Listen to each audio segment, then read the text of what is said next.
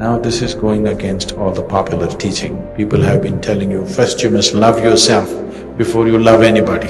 Whatever your emotional process is just local gossip.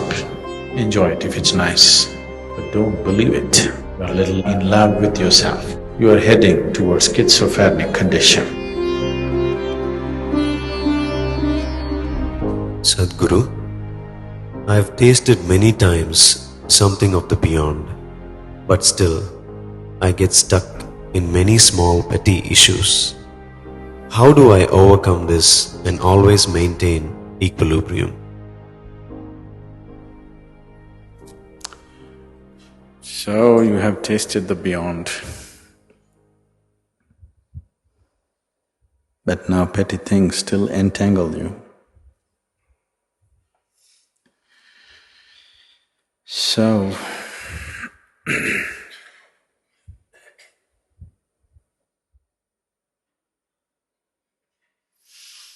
if you have tasted it for a moment, just for one moment, there is something beyond what you think and feel. If that has become a real thing for you, even for a moment, then you must invest your life towards that. Yes, I'm trying to, but petty things carry me away. So, you're little falling in love with yourself.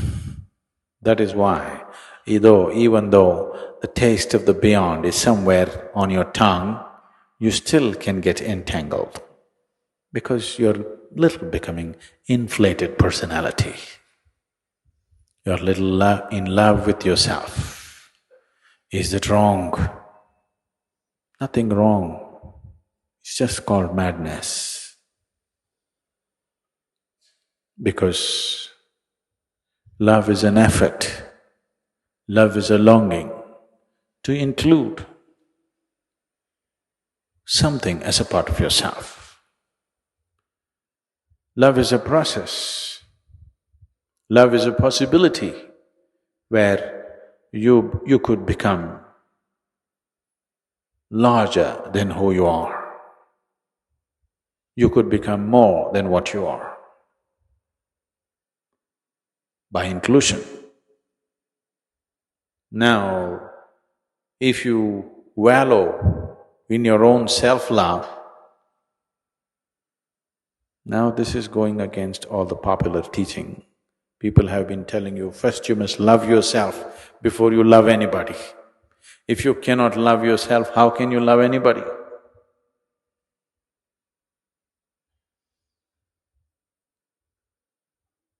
If you say, I want to love myself, now you are heading towards schizophrenic condition.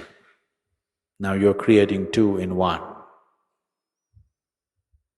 If you want to ensure that you never go insane, the first and foremost step that you need to take is, you take away all divisions and you see this is an individual. An individual means he cannot be further divided, he's indivisible.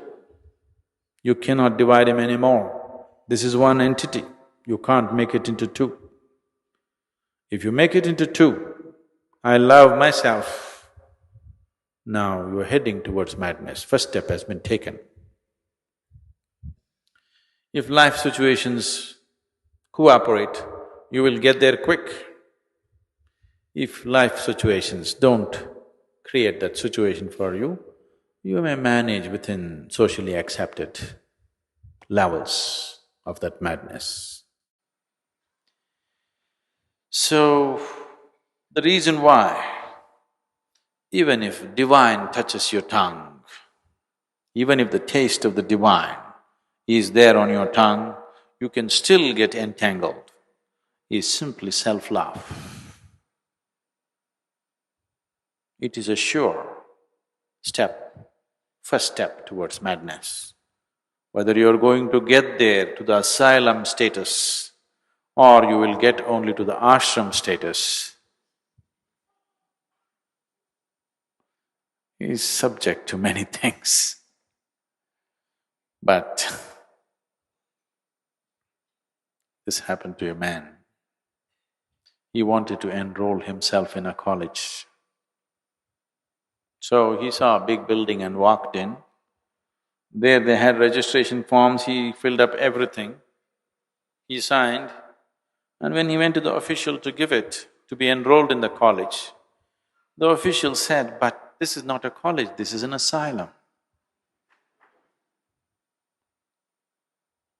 Then the man said, "But no, I wanted to join a college." But the official said, "No, this is an asylum." Then the man thought, "But I have already filled my registration form, so what difference, I will join up."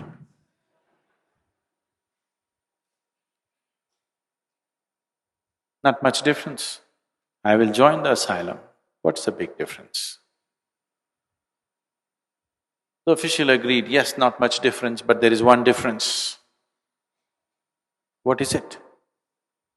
"Here, unless you show improvement, we won't let you get out."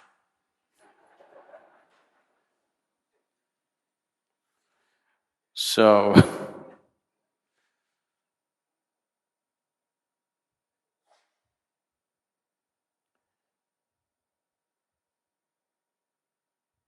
ashram is just a Sanskrit word.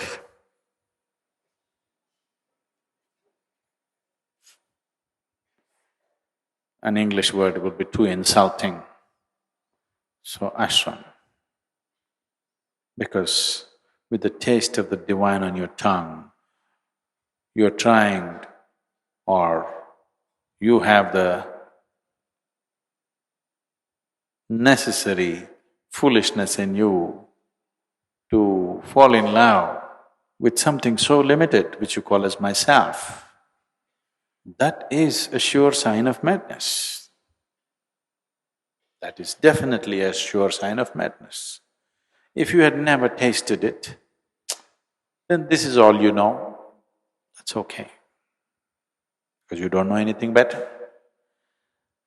And the taste of the divine is still lingering, and you're getting entangled with something so limited as your personality, that is definitely a sign of madness, there is no question about it.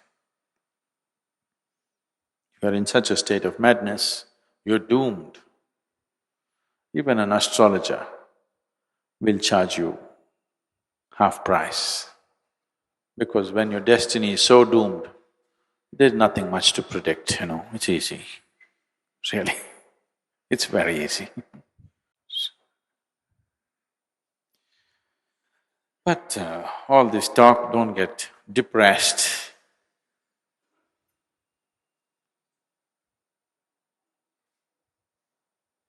Should I be an optimist or a pessimist on the spiritual path?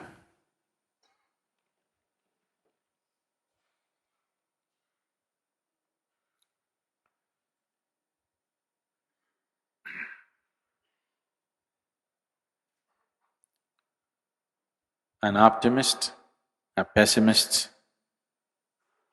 and a realist were at the breakfast table.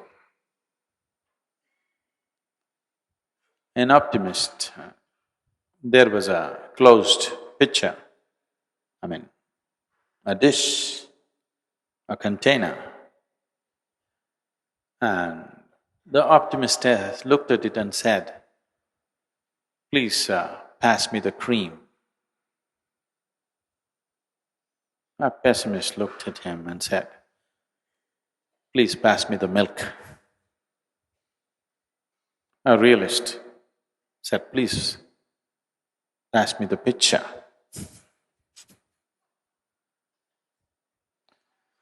So, if you're an optimist, you will be misled. If you're a pessimist, you'll be misled. So when you're down, I up you. When you're up, I down you, because I want you to be a realist. Only one who is in contact with reality will grow. Others, optimists will hallucinate, pessimists will get depressed. Both will not get anywhere. You have to be a realist. You're willing to see everything the way it is. No hype, no depression. You're just where it is.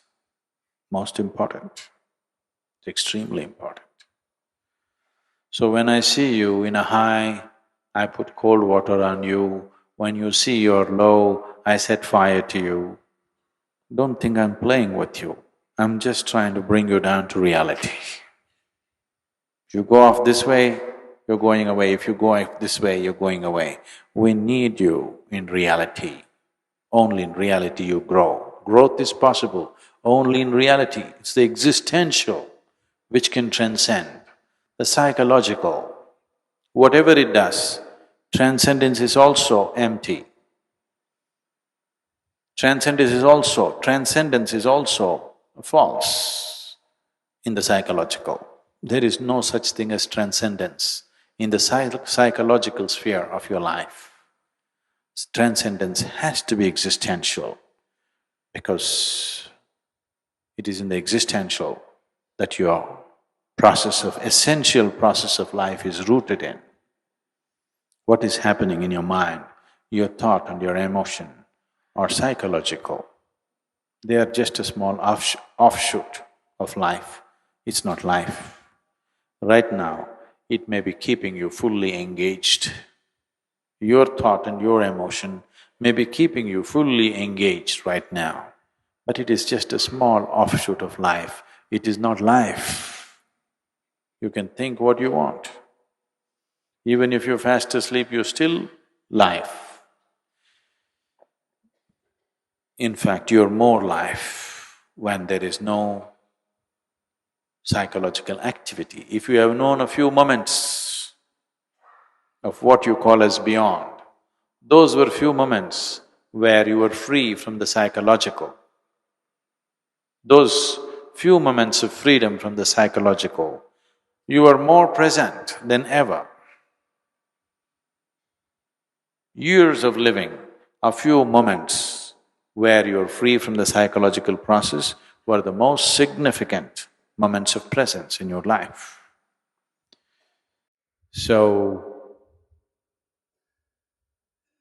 that little taste that you have known, you must invest your life in that direction, not what your thoughts say, not what your emotions say. Your emotions and thoughts can say whatever they want. They will say one thing today, tomorrow morning they'll change their opinion. They're just like the local gossip. It keeps shifting. It keeps shifting what people are talking about today and what they're talking about tomorrow. Similarly in your mind, whatever your thought process is, whatever your emotional process is just local gossip, very localized to you. Enjoy it if it's nice, but don't believe it. If you like the gossip, you enjoy it. Gossip is for entertainment. You don't start your spiritual process and gossip. You don't start anything that really matters and gossip. If the taste of the divine has come to you, then you will see entertainment doesn't mean anything. Suddenly entertainment doesn't mean anything at all to you because all entertainment looks too stale and ridiculous for one who has tasted the real thing.